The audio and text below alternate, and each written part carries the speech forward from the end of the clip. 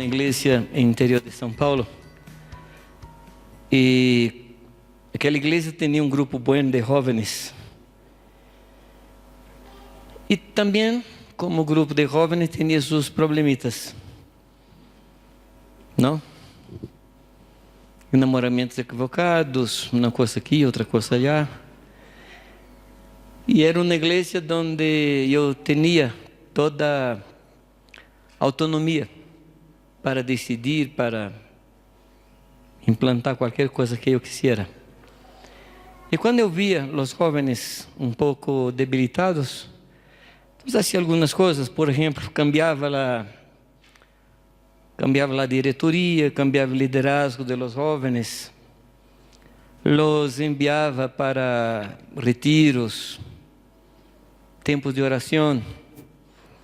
E lo que sucedia era que passava um tempo, estavam buenos, estava bem, caminhando, pero um tempito mais e volviam a seu estado original, não?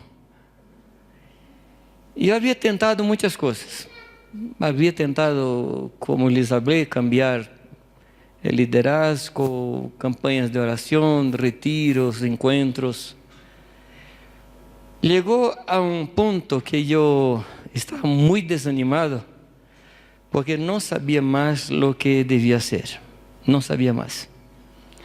E um dia eu estava orando, buscando ao Senhor, assim um pouco desesperado, e falei com Deus que eu não sabia mais o que devia ser. E eu tive um sonho nesta noite.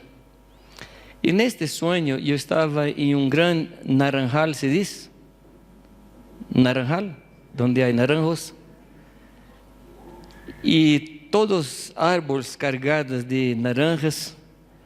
E no sonho eu sabia que as naranjas todas eram ácidas.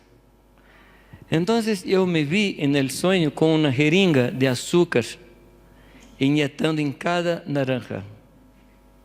Agora percebe como uno levanta cansado depois de um sonho deste, não? E eu não compreendi e fui orar. Senhor, que queres dizer? Que queres falar com isto? E Deus foi muito claro, porque me falou que estávamos preocupados com o fruto, ao invés de nos preocupar com o árbol, com a raiz. E eu entendi que os jovens eram os frutos e o árbol era a família. E não adiantava injetar se diz, açúcar, se não cambiar a raiz. Em la próxima safra, se diz safra, la próxima cosecha seriam as mesmas naranjas, não? E Deus começou a me falar que eu deveria, então, ao invés de trabalhar com os jovens, começar a trabalhar com a família. Isto foi mais ou menos em 76, 77. Alguns aqui nem sequer tinham o desejo de nascer.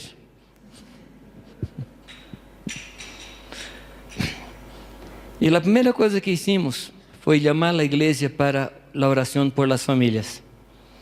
E oramos mais ou menos um ano, todas as semanas, orando por las famílias. E coisas estranhas começaram a acontecer, começaram a suceder. Um irmão que era um diácono da congregação, eu supo que ele havia agarrado uma silla para pegar a mulher. Outro havia agarrado um cuchillo para cortar a esposa. Pero en las reuniones eran hombres santos, tremendos, com alas de morcélago. Não eram alas de ángeles. E eu perguntei, Senhor, por que estamos orando e essas coisas estão sucedendo? E Deus me falou que é mais ou menos como a lluvia quando cai na calle, quando vem na calle, que entra por los alcantarillados e traz afuera as coisas que estão ocultas. Y después de ese tiempo, Dios cambió totalmente nuestro ministerio, el ministerio de Iraní. Y también en esta época empezamos a estudiar el libro de Nehemías, también en esta época. Y de lá para acá estudiamos el libro de Nehemías, es un libro que estoy consultando siempre. Y esas dos cosas han cambiado mi ministerio. Hoy día yo creo que si nosotros no tratamos con la familia, no tendremos una iglesia saludable. Y más, si nosotros no tratáramos con los hombres, no tendremos familias saludables. Yo aquí no estoy queriendo poner una carga demasiado pesada en las espaldas de los hombres, pero es lo que yo creo. Entonces nosotros estamos orando por avivamiento en la vida de los hombres. Y a Dios gracias porque en la congregación que estamos, Dios, como saben, eran 4 congregaciones que hoy día son una sola, que se juntaron.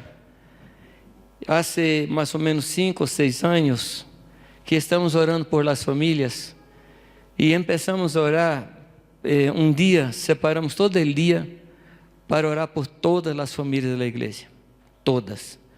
Y pusimos las manos sobre cada familia de la iglesia. Fue de las 7 de la mañana a las 7 de la noche. Todo el día, todo el día.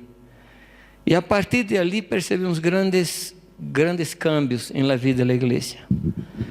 Hoy día estamos trabajando muy fuerte con los hombres. Y a Dios gracias que trajo para nuestro medio un hermano, un pastor, que tiene una gracia muy fuerte con los hombres. Y ellos no les están dejando quietos, como se dice, tranquilos. Este hermano no están dejando los hombres de la iglesia tranquilos. Y él está haciendo reuniones con los hombres de la ciudad, del estado. Las últimas 2 reuniones había 973 hombres y otra había 800 hombres, un poco menos de 800 hombres. Y los hombres están se involucrando en la evangelización de otros hombres. Entonces Dios está haciendo una obra muy profunda entre nosotros ali. Y no es porque nosotros somos merecedores. À tarde estava saludando um irmão e perguntei como está. Ele diz: tenho mais que mereço. Quem foi? Quem me falou isto? Um irmão que estava, aí está. Realmente sempre é assim. Temos mais que merecemos. E não é por nosso esforço. É que parece que entendemos o coração de Deus. É como estivermos um pouquinho afuera de sintonia. E parece que descobrimos a sintonia. E estamos trabalhando. E nestes 3 dias que estamos falando sobre os matrimônios, não estou falando, hablo de meu coração, não estou falando para que seja um assunto mais em seus bosquejos. Estou falando porque eu creio que Deus quer fazer uma revolução a partir de nossos hogares. Eu creio de todo o meu coração. Eu não vejo esperança para o mundo se as coisas não começarem em nossos hogares.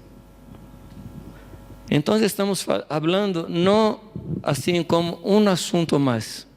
Não, estamos falando de aquilo que realmente nos afeta, coisas em las quais creemos e creemos, por isso hablamos. E eu queria avançar um pouquinho mais neste dia. Por supuesto que não vamos falar tudo o que deveríamos falar, mas eu queria alcançar um pouquinho mais com vocês sobre uma característica de nosso Deus. Temos um Deus generacional. Nuestro Dios no es Dios de una sola generación. Cuando Dios promete su bendición, Dios promete la bendición hasta 1000 generaciones. Cuando habla en maldición, habla hasta la 3ª generación. 3 generaciones más o menos 120 años. 1000 generaciones son más o menos 40.000 años. Entonces la misericordia de Dios es infinitamente más que su juicio, ¿no? Y tenemos este Dios que tiene una visión para las generaciones. Vamos a ver algunos textos. Vamos a algunos textos. Salmo 105, versículo 8. Bueno, yo voy a dar algunos versículos y un hermano lee otro hermano va a leer otro para ganarmos tiempo. Salmo 105, versículo 8. Después, Éxodo 26. Y después, primero, Libro de las Crónicas 16:15. Por favor, quien for encontrando, puede levantar-se y con voz fuerte puede leer, por favor. Se acordó para siempre el pacto de la palabra que mandó a 1000 generaciones. Amén. Amén. ¿Y el próximo? Y hago misericordia a millares, a los que me aman y guardan mis mandamientos. Sí. Hago misericordia, millares o 1000 generaciones, es el texto. 1000 generaciones. ¿Qué más vamos a leer? Primero Crónicas 16:15, que dice: Pacto perpetuamente y de la palabra que él mandó para 1000 generaciones. Ahora mira, estamos hablando de 40.000 años. ¿Cuánto tiempo tenemos de vida el hombre? Más o menos 6.000 años. Entonces hay para nuestro crédito 34.000 años todavía. Hay misericordia para que usufruemos de ellas más 36.000 años adelante. ¿Qué te parece? Ese es nuestro Dios. Ese es nuestro Dios, que piensa adelante, que piensa adelante. Entonces, aquellos que tienen hijos, ahora, algunos no tienen hijos, no saben por cuál motivo, cualquier motivo, pero Dios quiere que tú tengas hijos, o hijos naturales, o hijos por adopción, o hijos discípulos. Tú no tienes escapatoria. No hay escape para ti. O tienes hijos naturales, o adopta hijos legalmente, o hagas discípulo. En realidad, nuestros hijos son nuestros primeros discípulos. Amén.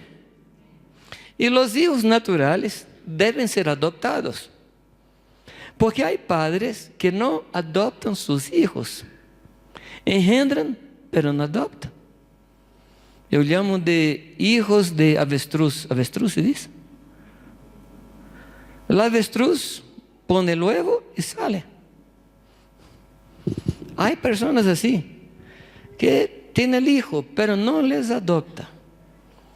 Y nosotros, aún los hijos naturales, debemos tomar una postura, una posición, una actitud de adoptarlos, de decir, es mi responsabilidad. Ahora, ¿qué estamos viendo en nuestros días? No sé si hay una palabra correlata en castellano.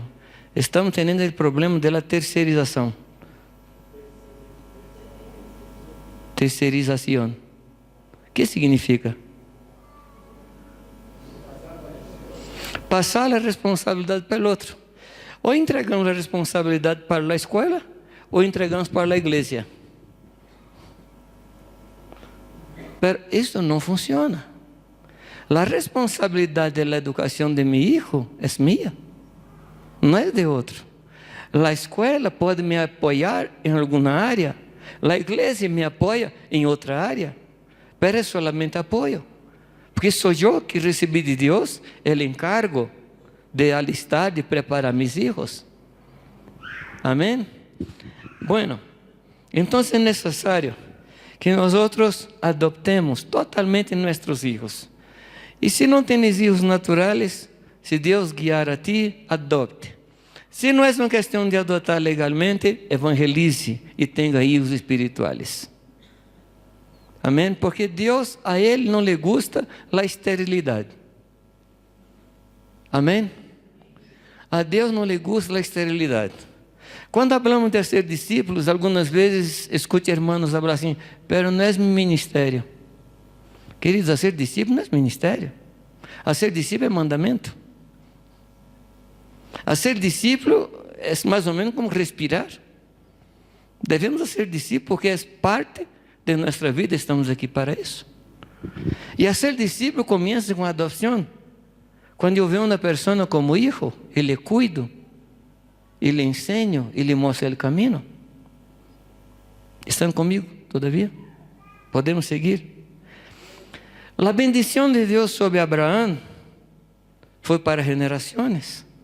Porque Deus estava bendecindo Abraão e todas as famílias da terra, ou seja, nós outros agora. Quando Deus estava falando com Abraão, Deus estava pensando em ti nesta tarde, em La Paz. Sabia disso ou não? Deus estava planeando esse tempo. Deus sabia que tu estarias aqui e iba a hablar a tu coração. A bendição para o cristiano é ver sus hijos e los hijos de sus hijos. Essa é a bendição. Amém? Então Deus quer que tu tenhas hijos e nietos e bisnietos e que mais?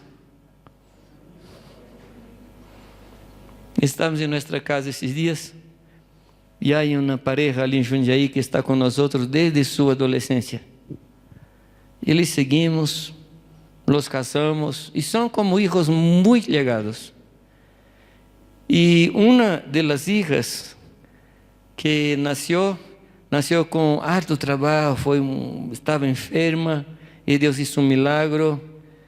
E Irani discipulava, vou dizer os nomes para que dê mais fácil para mim. A pareja é Paulo e Tânia. E Irani cuidava de Tânia.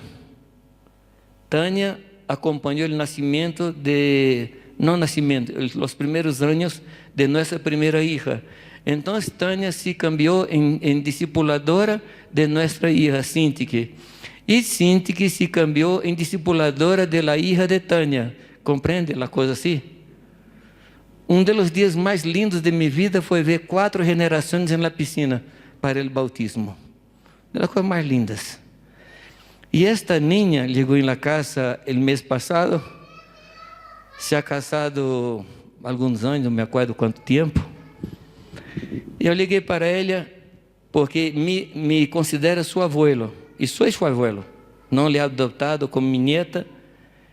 Então liguei para ela, digo, mira, tu estás casada há alguns anos e agora nós estamos em setembro.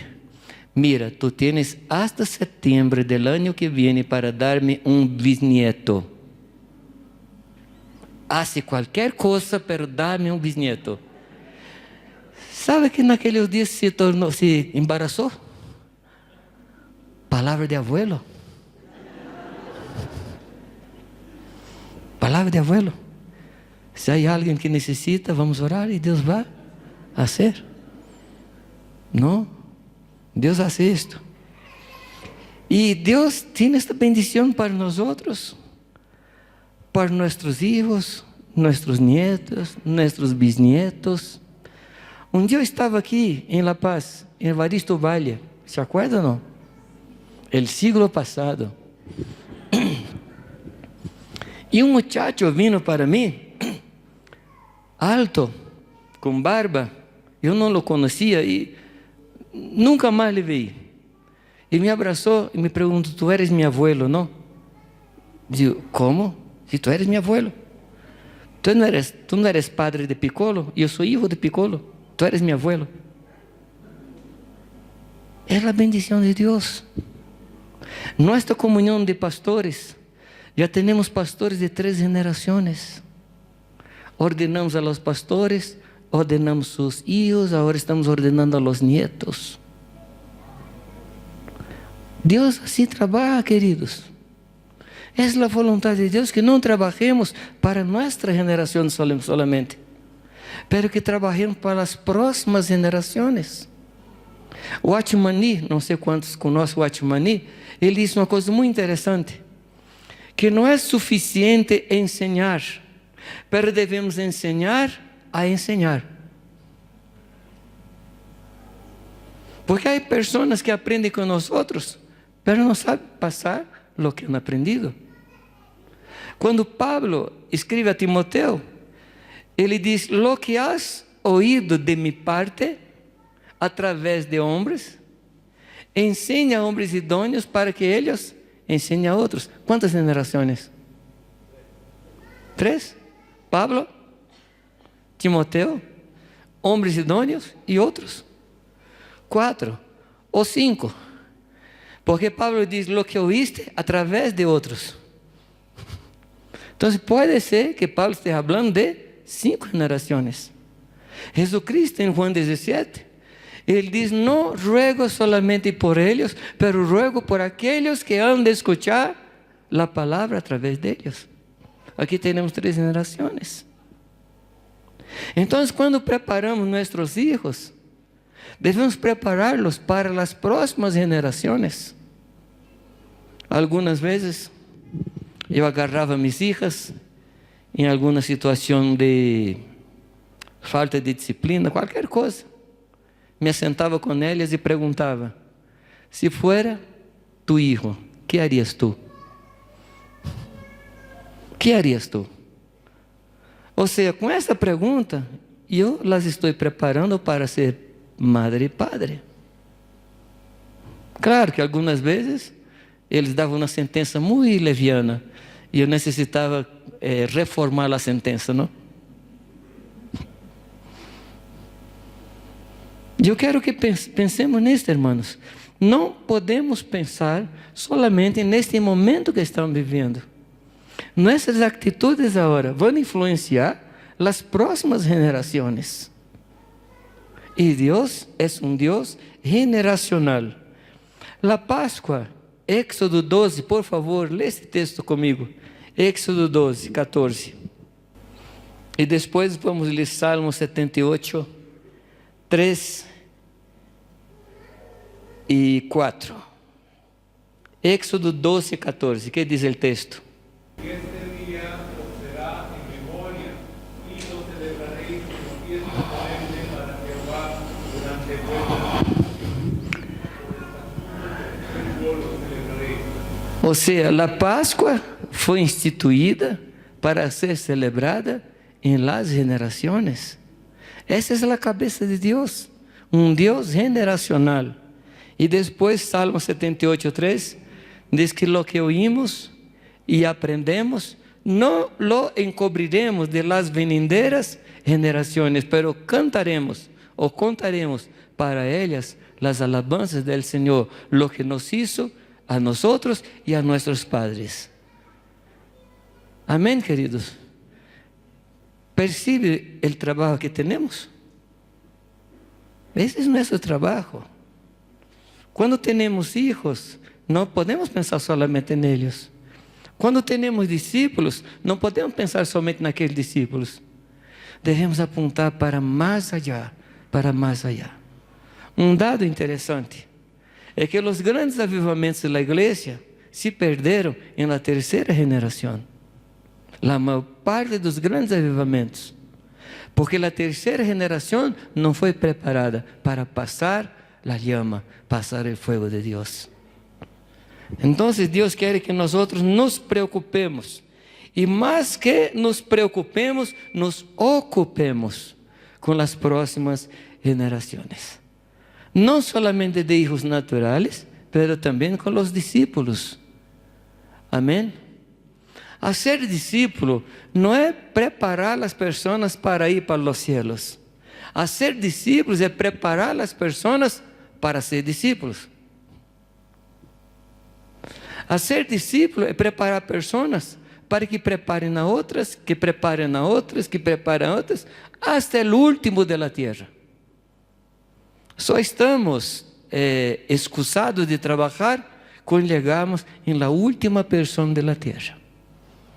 E como diz Mateus 24, 14, que diz que será predicado este evangelho do reino para testemunho a todas as gerações, então a todas las naciones, entonces vendrá el fin. ¿Te acuerdas de este texto? Entonces yo he insistido con los hermanos a que prediquen el Evangelio, porque puede ser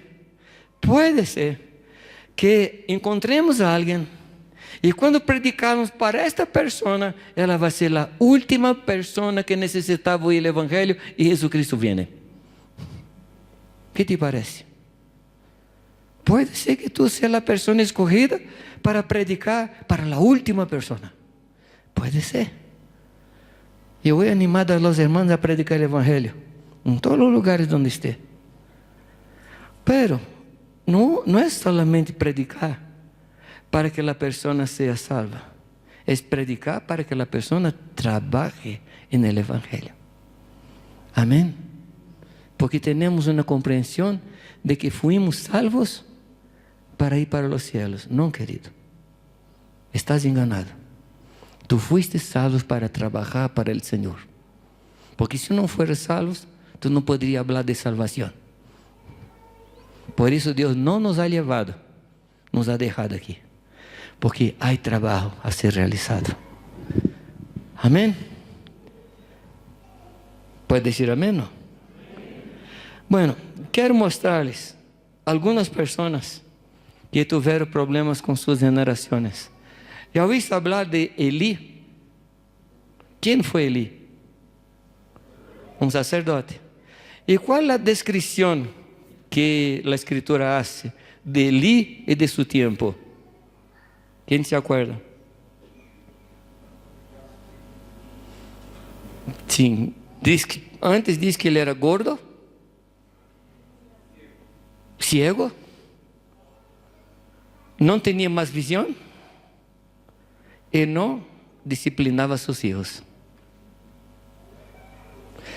Y el texto es muy interesante, que dice que antes que la lámpara se apagara, Dios levanta a Samuel.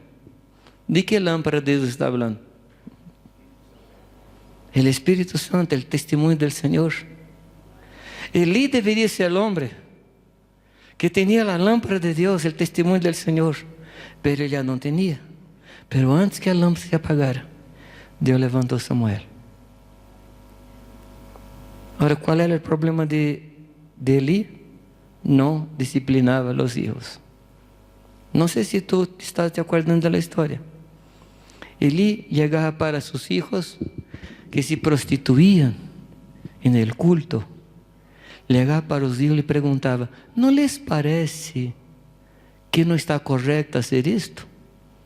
Los hijos podrían decir: no nos parece, y seguía haciendo.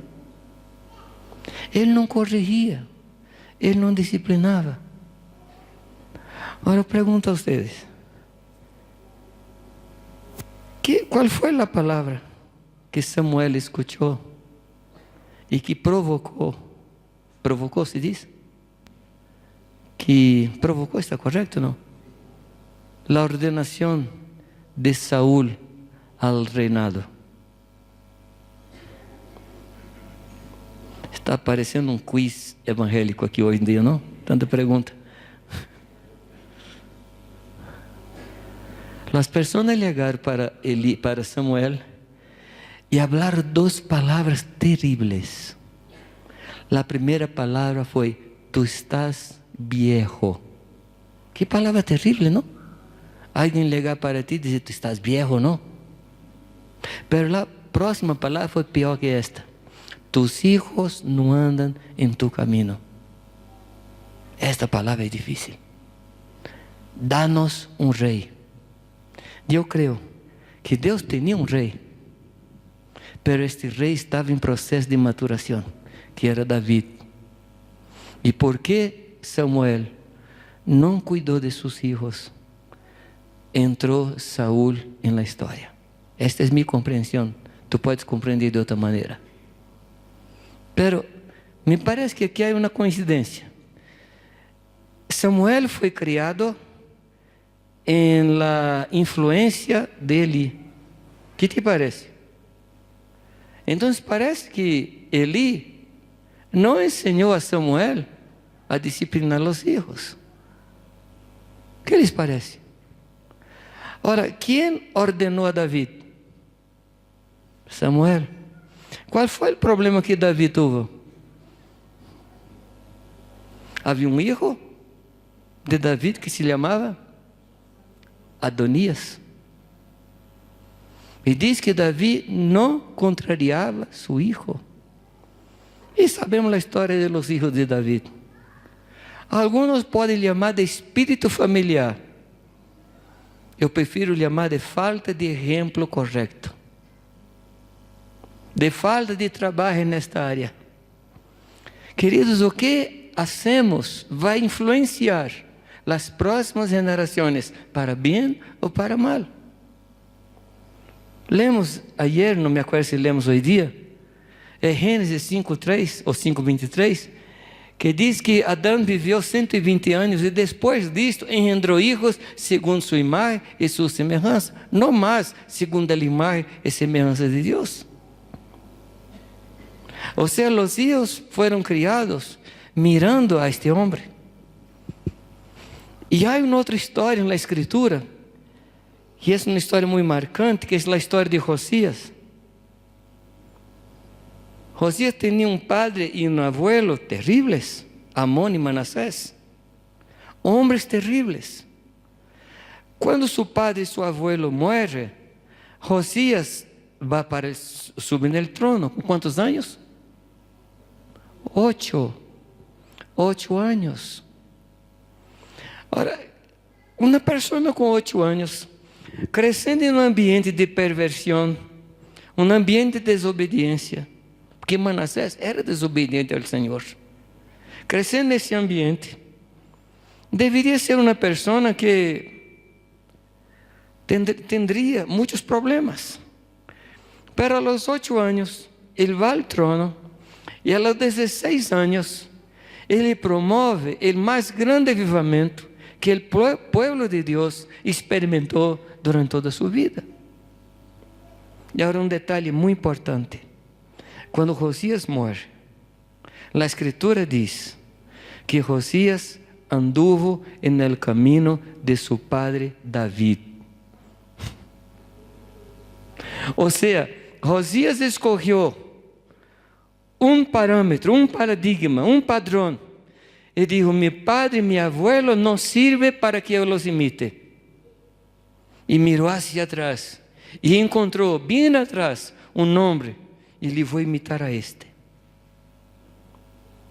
A vida cristã é assim. É uma vida onde somos imitados e onde imitamos. A vida cristã é assim. Hebreus nos diz que devemos mirar em nossos pastores, aqueles que foram antes de nós outros, e imitarmos sua fé. E queridos, isto em la casa é sumamente importante. Em la casa isso é determinante. Ora, deixando os exemplos malos, vamos pensar um pouco em um exemplo bueno. David e Salomão. Quem era Davi? Com poucas palavras, como poderias tu descrever Davi? Os músicos podem falar também.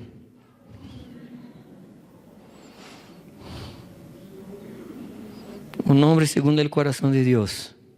Pero essa é uma descrição de Lucas, não? Será ironia que poderíamos dizer que Davi era um homem apaixonado por el Senhor? Sim. Sim. Que homem tremendo. Que homem tremendo. Era um homem que buscava ocasião de agradar ao Senhor. Buscava ocasião de servir a Deus.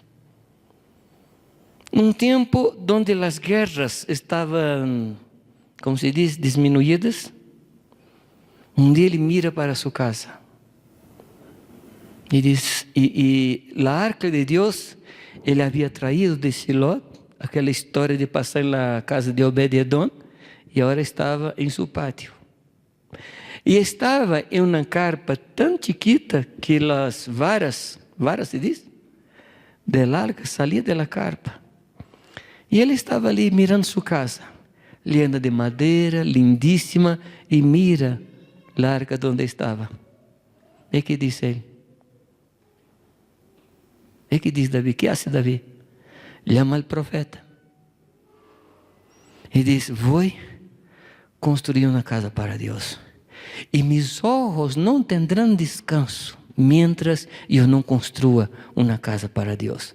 Así era David, intenso en Dios. Verdad que en algunos pecados también fue intenso. Mató al hombre, durmió con la mujer, muy intenso. Y quiso matar al que hizo esto. Pero vamos a quedar en la parte buena. Yo voy a construir una casa para Dios. El profeta que escuchó, ¿qué habló el profeta? Tú puedes hacer, porque todo lo que quieres, Dios va a bendecir, tú puedes construir. Cuando el profeta estaba saliendo, yendo, Dios le llamó. Y dice: ¿cuándo fue que eu pedi que alguém construísse uma casa para mim? Quando eu pedi que alguém? Los cielos son mi casa. La tierra es el lugar donde pongo mis pies.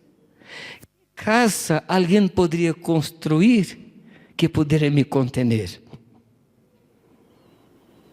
Y habla David: él no puede construir la casa para mí, porque ele tiene manos llenas de sangre. A Dios gracias, porque la frase no termina ahí. Porque David ha peleado las guerras del Señor. David no peleaba sus guerras, él peleaba las guerras del Señor. Y el profeta vuelve: David, perdóname, pero tengo una otra palabra para ti. Tú no vas a construir. Y déjame permitir que mi imaginación vuele un poquito ahora, ¿sí? Mis hijas dicen que mi imaginación no tiene alas, tiene turbinas. Déjame volar un poquito contigo. Cuando David escucha esta palabra, dice: ¿qué puedo hacer? Porque yo quiero construir una casa para Dios, yo quiero construir. Ele hace pacto con Irán, hace pacto con las naciones a su alrededor, hace pacto con hombres que trabajaban con oro, hace pacto con hombres que trabajaban con telas. Ele não construyó, ele juntó todo material. Cuando su hijo estaba listo, todo el material estaba listo para la construcción de la casa. Ele disse: Señor, yo no voy a construir, pero es como, yo voy a enganarte. Yo voy a hacer todo lo que puedo. Salomón va solamente a armar el rompecabezas, pero voy a trabajar en todas las piezas.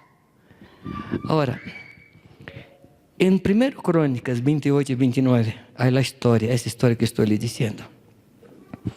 David llama a Salomón y dice: Salomón, yo voy para el camino, para donde van todos los mortales. Esfuérzate. No, bueno, ese texto está en 1 de Reyes 2. La construcción está en 1 Crónicas. Ese texto de 1 de Reyes 2, 1. Yo voy para el camino para donde van todos los hombres. El versículo 2. Esfuérzate pues y sé hombres, y sé hombre. Guarda las ordenanzas del Señor tu Dios para andar en sus caminos y guardar sus estatutos. Bueno, vamos a caminar un poquito más. 1 Crónicas 22, 5. Quiero mostrarte una cosa. ¿Alguien va a leer para mí? Yo puedo leer en portugués, tú vas a comprender, ¿no? Yo voy a intentar traducir mientras leo. 1 Crónicas 22. Él llama a Salomón y dice: Salomón, mi hijo, todavía es mi palabra, ¿eh? Muchacho y tenro en mi eternidad. Y la casa que se ha de edificar para el Señor debe ser una casa magnífica en excelencia. O sea, es alguna cosa en común, no es cualquier cosa. Y el texto dice que David preparou materiais em abundância. E aqui vem uma frase que me parece que está demasiado no texto. Estou falando do versículo 6. Não, del 5, final del 5. Diz que assim preparou Davi materiais em abundância antes de sua morte. Antes de sua morte.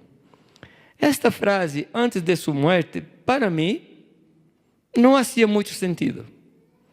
Porque uma pessoa só pode fazer alguma coisa antes da morte. ¿Están comigo ou não? E a palavra de Deus é exata. Não há na palavra de Deus nada demasiado, e tudo que devia estar na palavra de Deus está. Mas eu perguntava, Senhor, por que esta frase? Se todos hacemos as coisas antes de nossa morte. E aí Deus me perguntou, quando é antes de nossa morte? Agora. Então, quando é que devemos trabalhar? Agora. Porque a morte pode chegar quando? Agora. Então, o tempo que tenho, quando é? Agora. Não temos outro tempo. O tempo que temos é agora. Agora devemos preparar os materiais. Alguns de nós outros não vamos fazer tudo o que Deus nos ha mandado fazer, mas nossos filhos vão nascer. Nossos filhos vão nascer. Mas devemos deixar os materiais preparados. Os materiais que vão componer a casa para Deus. Uma vida correta, uma vida justa, uma vida honesta, uma vida santa, são os materiais que compõem a casa para Deus. Devemos juntar este material e deixar para nossos filhos. Amém, queridos? E quando? Agora. Não temos mais tempo. Não temos. Eu digo que esta reunião aqui pode se transformar em um culto fúnebre se algum de nós outros resolver ser promovido. Verdade? Então não temos outro tempo. O tempo que temos é essa hora. Então, mira, ele preparou materiais. Os padres preparam a herança. Isso nos motiva. Isso nos motiva. Se temos o projeto de preparar uma herança para nossos filhos, e me refiro aí, aqui à herança espiritual, isso nos motiva. Isso nos dá ânimo de viver. Eu lhes falei que a coisa que mais quero, Irani e eu que mais queremos para nosso filho é que ele ame ao Senhor de todo o seu coração. Agora, eu necessito preparar material. Como é preparar material? É mostrar para ele que eu amo a Deus de todo o meu coração. Eu devo mostrar a ele que sou intenso em minha paixão por ele, Senhor. Que não mido sacrifício para estar com ele. Amém, queridos? E a paixão, ela contagia, ou não? A paixão contagia. Por profissão, eu sou vendedor, por profissão. Verdade que há muito tempo que não trabalho na profissão. Mas aprendi uma coisa. Solamente poderás vender lo que tu has comprado. Se tu não compras, tu não vendes. Se eu chego para ti, oferecendo um bolígrafo. ¿Bolígrafo? Ou é uma palavra antiga? Eu chego para ti oferecendo um bolígrafo. Sou vendedor de bolígrafo. E aí tu me pergunta, tu has comprado? Eu digo, não. Tu vais comprar? Não. Agora, se eu te digo, comprei para mim, para meu pai, para minha esposa, para meus filhos, comprei para o perro, comprei bolígrafo para todos na casa. Estou te animando a comprar. Só podemos contagiar se formos apaixonados por la coisa de Deus. Isto é preparar material. Depois, ele trajo para Salomão ordem clara. Constrói a casa para o Senhor. Ordem clara. E eu aprendi, queridos, que ordem clara produz obediência clara. Me compreende? Ordem clara produz obediência clara. Algumas vezes queremos que nossos filhos obedeçam, mas nossas ordens são, como se diz, dúbias. Como? Não são certeiras. Dizemos alguma coisa, o filho pergunta e diz: a mim me parece que tu não deverias fazer. Ele diz: bom, a ti te parece que eu não deveria ser, mas a mim me parece que eu devo ser. Ordem clara produz obediência clara. Ordens oscuras não produz obediência. E ele traz uma ordem clara a seu filho: construi a casa, edifica uma casa para Deus. Outra coisa, Davi tinha no coração o projeto, porque ele diz a Salomão: Deus puso em meu coração construir uma casa para ele. Ou seja, era uma questão de coração, não era uma ideia qualquer, era um anhelo de seu coração. Queridos, solamente vamos contagiar nossos filhos se as coisas de Deus tomaram nosso coração. ¿Tú amas la lectura de la Biblia? ¿Tú amas el contacto con Dios? ¿Tú amas la iglesia? Si tú no amas la iglesia, muy difícilmente tú vas a convencer a tu hijo a ser parte de la iglesia. Pero si tú hablas de la iglesia con pasión, tu hijo va a decir: quiero también este negocio, quiero entrar en esto, quiero entrar en esto. No fue así la historia en Cantares, cuando la esposa dice: mi amado es blanco, rosado, sus piernas es así, su pecho es así, su cabelo es así. Ela descreve, se diz, com pasión. ¿Y qué sucede? Las otras vírgenes que también conocen al amado. Necesitamos, queridos hermanos, y hablo aquí a los hombres, necesitamos ser apasionados por el Señor. Não podemos ser dúbios, não podemos ser tibios. Tibio se diz? O que sucede com o estômago de Deus com relação a uma pessoa tibia? O tibio causa problema no estômago de Deus. Deus necessita vomitar, porque causa dano no Senhor. É interessante que nós nos acostumamos com a tibieza, se diz, tibieza. Pero Deus não se conforma com tibieza. Devemos ser apaixonados por el Senhor. Outra coisa, Davi conhecia seus limites personais. Ele diz: vou morrer. Ele sabia de seus limites, mas ele sabia que seu filho poderia seguir sua obra. Ele sabia que seu filho poderia seguir adelante. E eu não posso fazer. Outra coisa, ele sabia das promessas de Deus para seu filho. Ele conhecia as promessas, porque ele sabia que Deus lhe havia dito que ia levantar um homem, cujo nome era Salomão, ou seja, homem de paz, e ele construiria a casa para o Senhor. Então ele sabia das promessas de Deus. Hermanos, necessitamos saber quais são as promessas que Deus ha hecho para nossos filhos, para nossos discípulos, para as pessoas que cuidamos. Necessitamos saber. E seguro que Deus ha hecho promessas para tus filhos. E não podemos olvidar. Não para que pongamos a Deus no corner e digamos: Senhor, tu tienes que cumprir. Não, não. Para que nos recordemos em oração de las promessas que Deus nos ha hecho com respeito a nossos filhos. Ele tinha uma visão clara de como deveria ser o niño e qual era o procedimento, qual era o estilo de vida que ele deveria ter. E finalmente, o texto diz que ele entrega a seu filho o plano, se diz o plano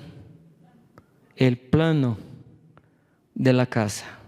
Ele tinha uma visão. Ele não poderia construir, mas ele sabia tudo que deveria suceder. Hermanos, nós devemos ter o plano de Deus para o ministério de nossos filhos. Devemos saber qual é o chamado de Deus para nossos filhos e devemos preparar as coisas para que nossos filhos andem em esto. Un problema que tenemos es la tercerización. Pedimos que profesionales analicen nuestros hijos y digan cuál es la profesión. Y ellos vienen y dicen cuál es la profesión. O escogemos la profesión de nuestros hijos por los ingresos de esta profesión. No sé si me comprenden. ¿Cuál es la profesión que está dando plata hoy día en Brasil? Parece que es la política y el fútbol. Olvidando de esto. ¿Cuál es la cosa que más trae plata hoy día en términos profesionales? Entonces vemos médicos ganando plata. Entonces, querido hijo, hija, tú vas a ser médico porque los médicos ganan harta plata. Infelizmente, otro padre también tiene la misma idea. Y otro tiene, y otro tiene, y otro tiene. Entonces, entra en la facultad centenas y miles de personas que van a ser médicos. Cuando termina, el mercado está agotado. ¿Y qué va a ser? Médico, abogado, cualquier otra cosa. Yo creo que la respuesta a lo que debemos hacer con nuestros hijos viene de Dios. Viene del Señor. Ahora, si tú no crees en esto, yo digo que si tú quieres caminar por otro camino, por favor, no pense en los próximos 5 años. Pense en los próximos 15 años. ¿Cuál es la vocación del lugar donde vives? ¿Cuáles van a ser las profesiones de los próximos 15 años? Y ahí guía a tu hijo, tu hija para esa profesión. Si tú no quieres escuchar al Señor. En nuestro caso, a Dios gracias. Participamos intensamente en la escoge de la profesión de nuestras hijas y de nuestro hijo también ahora. Participamos porque creemos que Dios tiene una palabra para cada uno de nuestros hijos, tiene una profesión, una vocación, un ministerio para ellos. Y debemos cuidar de esto. ¿De qué estoy hablando, amados?